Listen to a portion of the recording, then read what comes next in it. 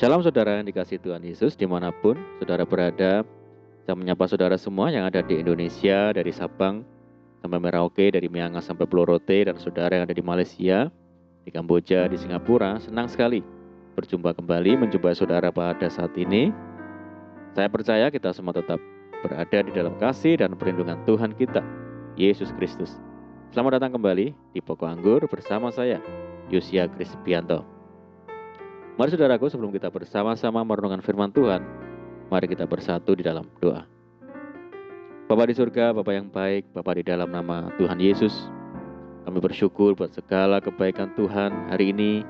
Terima kasih buat penyertaan Tuhan, perlindungan Tuhan, berkat Tuhan bagi kami hari ini.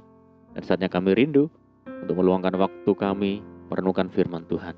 Ajar kami ya Tuhan untuk mengerti dan memahami segala kehendak Tuhan bagi kami. Dan buka rahasia firman-Mu saat ini ya Tuhan, terangi hati kami dengan firman Tuhan. Terima kasih ya Tuhan. Ini doa kami hanya di dalam nama Tuhan Yesus. Kami berdoa. Amin.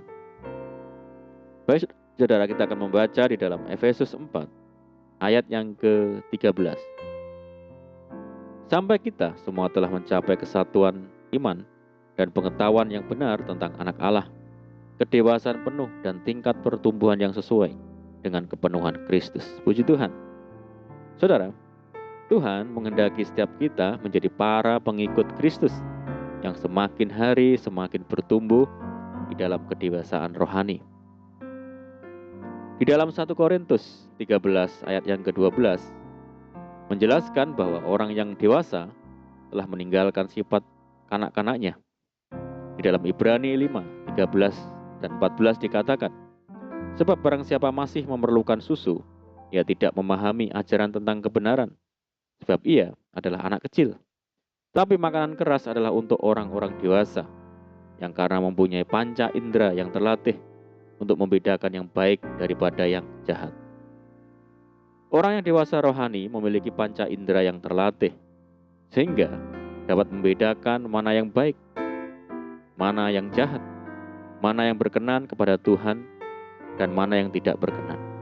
Inilah yang disebut dengan kepekaan rohani, saudara. Apa itu kepekaan rohani? Yaitu kemampuan memahami pimpinan atau kegerakan Roh Kudus, mengerti kehendak Tuhan, merespon kasih dan kebaikan Tuhan, serta menyadari kesalahan dan pelanggaran yang telah kita perbuat. Orang yang memiliki kepekaan rohani akan memiliki kehidupan yang selaras dengan firman Tuhan dan seirama dengan hati Tuhan. Kepada jemaat di Filipi, Rasul Paulus menasihati, hendaklah kamu dalam hidupmu bersama menaruh pikiran dan perasaan yang terdapat juga di dalam Kristus Yesus. Bagaimana supaya kita memiliki kepekaan rohani? Yaitu dengan cara terus melatihnya dengan belajar mengutamakan perkara-perkara rohani, sebagaimana Rasul Paulus sampaikan. Carilah perkara yang di atas, di mana Kristus ada. Pikirkanlah perkara yang di atas, bukan yang di bumi. Karena kepekaan rohani tidak terjadi dalam semalam. Artinya, kita harus terus berproses untuk menjadi pribadi yang peka rohani. Proses itu harus kita kerjakan dari hari ke hari, seumur hidup kita, selama kita masih bernafas. Semakin kita mengutamakan perkara rohani, semakin dengan sendirinya, kita akan memikirkan Tuhan dan firman-Nya setiap hari, saudara. Daud adalah contoh orang yang memiliki kepekaan rohani. Di dalam segala hal, ia senantiasa melibatkan dan meminta petunjuk Tuhan sebelum mengambil keputusan apapun. Suatu ketika, orang-orang Filistin mendengar kabar bahwa Daud telah diurapi menjadi raja Israel.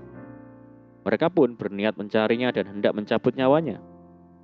Menghadapi ancaman tersebut, Daud tidak langsung bertindak dengan mengumpulkan bala tentaranya dan menyusun strategi perang.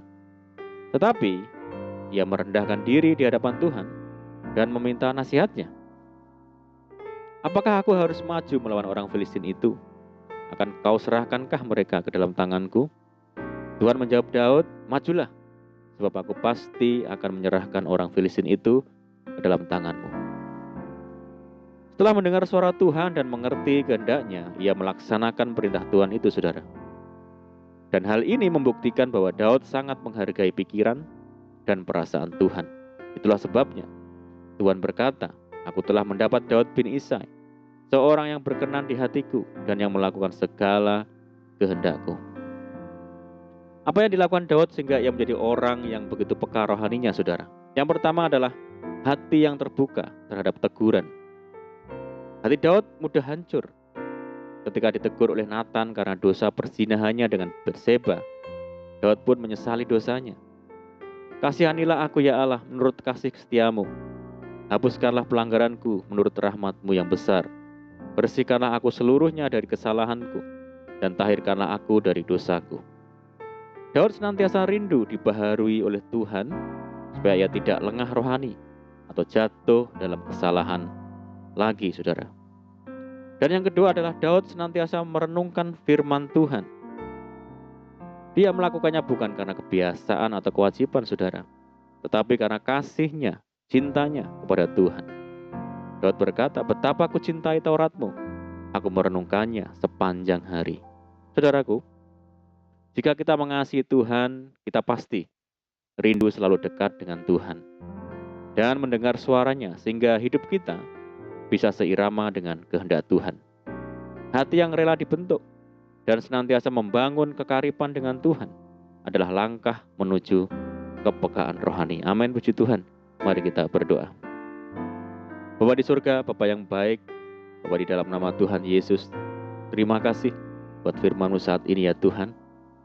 Ajar kami ya Tuhan untuk dapat memiliki kepekaan rohani, sehingga kami mampu mengerti pimpinan Roh Kudus dan segala kehendak Tuhan.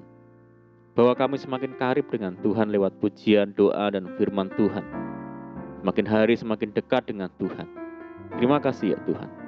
Saat ini kami berdoa bagi saudara kami semua yang mendengar program ini, yang di Indonesia, di Malaysia, di Singapura, di Kamboja, dan dimanapun saudara kami berada. Bagi mereka yang saat ini sakit, Tuhan sembuhkan di dalam nama Tuhan Yesus jamah. Dengan bilul-bilul Tuhan menyembuhkan. Berdoa bagi saudara kami yang hidup dalam tekanan, di dalam kesulitan, dalam persoalan, mari Tuhan tolong mereka, berkati dan pulihkan hidup mereka. Tuhan berkati mereka dalam rumah tangga, pekerjaan, bisnis, pendidikan, dan apapun yang dikerjakan saat ini. Kami berdoa bagi saudara kami yang hidup dalam belenggu dan ikatan dosa. Mari Tuhan lepaskan di dalam nama Tuhan Yesus. Berdoa bagi bangsa kami Indonesia saat ini menghadapi pandemi. Mari Tuhan berikan belas kasihan Tuhan bagi bangsa kami.